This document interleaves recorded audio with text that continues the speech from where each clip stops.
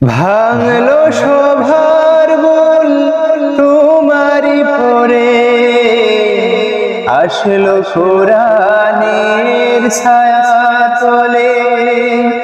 খালিদ ওমর আলী আবু বকর ইসলামী ঝান্ডা নিল যে তুলে।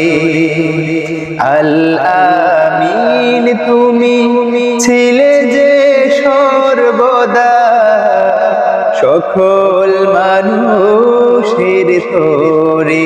হে রাসূল